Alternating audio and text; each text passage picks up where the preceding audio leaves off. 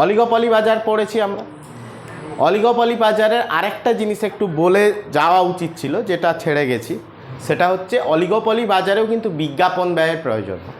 তুমি দেখবে tata company যখন তার গাড়ি আনে তার একটা বিজ্ঞাপন ব্যয় অবশ্যই থাকে, এবং মহিন্দ্রা যখন গাড়ি আনে তারও বিজ্ঞাপন হবে। সে টিভিতে হতে পারে রাস্তায়, হতে পারে শোরুমের সামনে, যে কোনো জায়গায় থাকে। অর্থাৎ বিজ্ঞাপন ব্যয় এখানেও গুরুত্বপূর্ণ।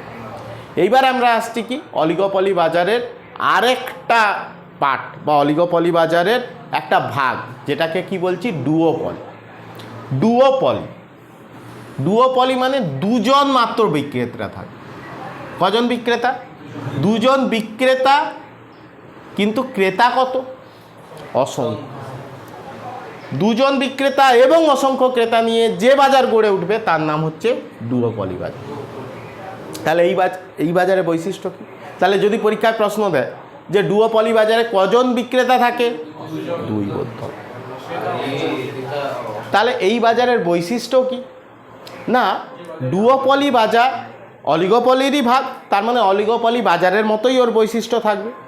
দুজন বিক্রেতার মধ্যে একজন বিক্রেতা কতটা দ্রব্য বাজারে নিয়ে আসবে, কী দামে নিয়ে আসবে, সেইটা আরেকজন বিক্রেতা অনুমান করেন যে ও এই দামে দ্রব্য নিয়ে আসবে, এতটা দ্রব্য নিয়ে আসবে, এই ফ্যাসিলিটি দেবে। তার উপর দাঁড়িয়ে অন্যজন বিক্রেতা দাম ঠিক করে এবং কতটা দ্রব্য আনবে সেটাও ঠিক করে, এবং দ্রব্যের কোয়ালিটি কেমন হবে সেটাও ঠিক করে। অর্থাৎ এই বাজারে দুজন বিক্রেতা থাকলেও একজনের সঙ্গে আরেকজনের কিন্তু কম্পিটিশান যেমন থাকে তেমনি নির্ভরশীলতাও থাকে। এই ধরনের বাজারের আরেকটা বৈশিষ্ট্য হচ্ছে দামবিহীন কম্পিটিশান দেখা যায়। অর্থাৎ দাম নিয়ে কম্পিটিশান নয়, কে কী দাম ঠিক করবে সেটা কেউ আগে থেকে জানি না। অর্থাৎ দামবিহীন একটা প্রতিযোগিতা দেখা যায় কোথায়? না ডুওপলি বাজারে।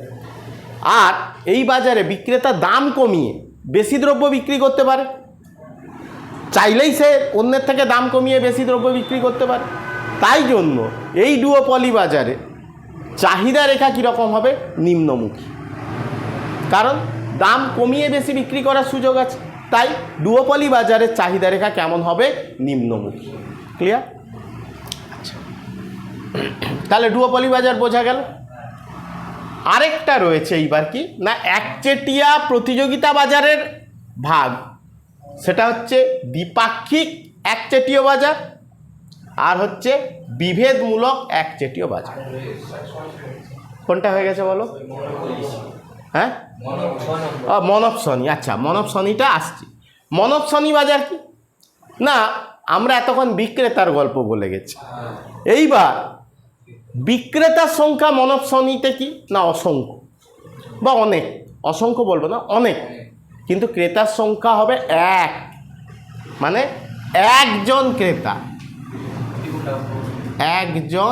ক্রেতা, কিন্তু বিক্রেতা অনেক, অসংখ্য নয়, অনেক। কোন বাজার হতে পারে?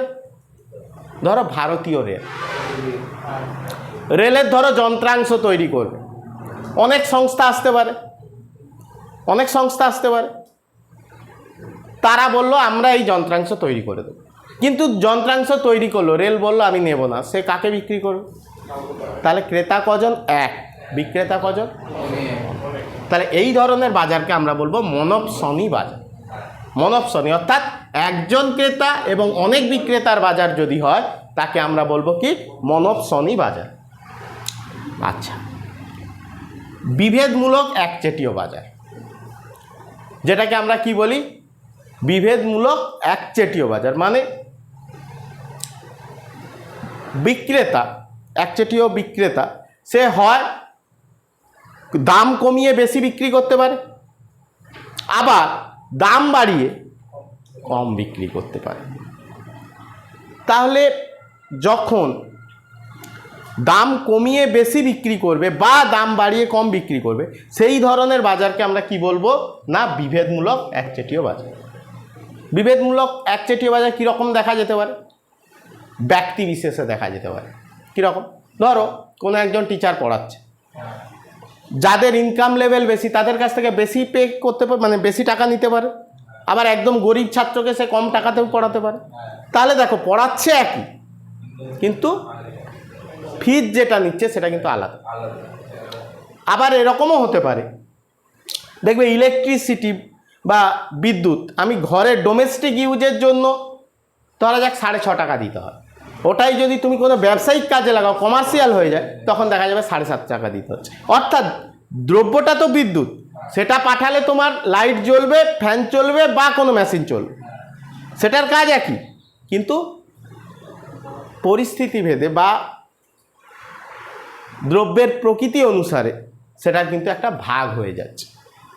আর কি হতে পারে, ধরা যাক গ্রামের কোনো একটা বাজারে কোনো একটা সবজি, ধরা যাক ফুলকপি 30 টাকায় বিক্রি হচ্ছে, আবার ওটাই তমলুকের কোনো বাজার বা কলকাতার কোনো বাজারে 60 টাকায় বিক্রি হচ্ছে, কিন্তু দেখা যাবে ফুলকপিটার কোয়ালিটির কোনো পার্থক্য নেই, কেবল স্থান ভেদে ওইটার পার্থক্য হয়ে গেছে।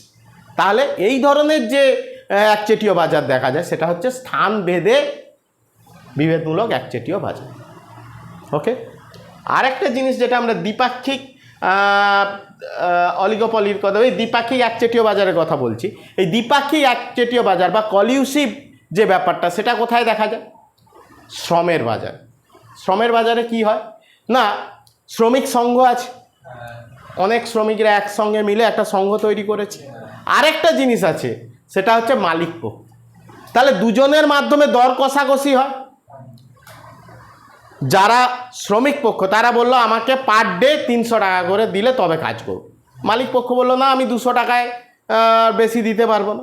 এইবার দুজনের মধ্যে দর কষাকষি হলো, যার ক্ষমতা বেশি সেই অনুসারে একটা দাম নির্ধারিত হলো, সেই দাম অনুসারে কি হচ্ছে না তারা তার শ্রম বিক্রি করবে আর মালিক পক্ষও শ্রম কিনবে। তাহলে এই ধরনের বাজার, অর্থাৎ একদিকে মালিক পক্ষ আর একদিকে শ্রমিক পক্ষ, অর্থাৎ শ্রমের যে বাজার, যেখানে কি করা যায়, যেখানে কি করা যায় এক্ষুনি বললাম দর কষাকষি করা যায়, সেই দর কষাকষি করার ক্ষমতাযুক্ত বাজারকেই আমরা কি বলবো না দ্বিপাক্ষিক একচেটিয়া বাজার। তাহলে এই হলো বাজারের স্ট্রাকচার, অর্থাৎ প্রতিযোগিতা অনুসারে যদি আমরা বাজারকে ভাগ করি, তাহলে এই কটা ভাগেই আমরা ভাগ করতে পারি।